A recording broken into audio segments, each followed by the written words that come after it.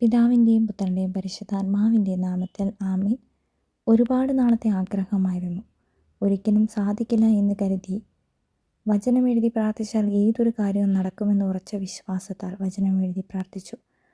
13 തവണ 21 ദിവസം ഈ വചനം എഴുതി പ്രാർത്ഥിച്ചു. അതിൻ്റെ ഫലമായി ഒരിക്കലും നടക്കില്ല എന്ന് കരുതിയ കാര്യം ഈശോ നടത്തിത്തന്നു.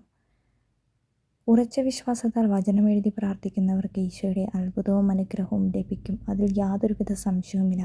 നിങ്ങൾ ഉറച്ച വിശ്വാസത്താൽ നിങ്ങളുടെ ഏതൊരു നിയോഗം സമർപ്പിച്ച് വചനമെഴുതി പ്രാർത്ഥിച്ചാലും അത്ഭുതവും അനുഗ്രഹവും നിങ്ങൾക്ക് ലഭിക്കുന്നത് നിങ്ങളുടെ കണ്ണുകൾ കൊണ്ട് തന്നെ നിങ്ങൾക്ക് കണ്ടറിയാൻ സാധിക്കും. നിന്റെ ദൈവമായ കർത്താവ് വിജയം നൽകുന്ന യോദ്ധാവ് നിന്റെ മധ്യമുണ്ട്. സഫാനിയുടെ പുസ്തകം 3-ാം അധ്യായം 17-ാം തിരുവചനം. ഉറച്ച വിശ്വാസത്താൽ വചനമെഴുതി പ്രാർത്ഥിക്കുക. ഈശോയുടെ അത്ഭുതവും അനുഗ്രഹവും നിങ്ങൾക്കും അവിടുന്ന് വർഷിക്കുക തന്നെ ചെയ്യും.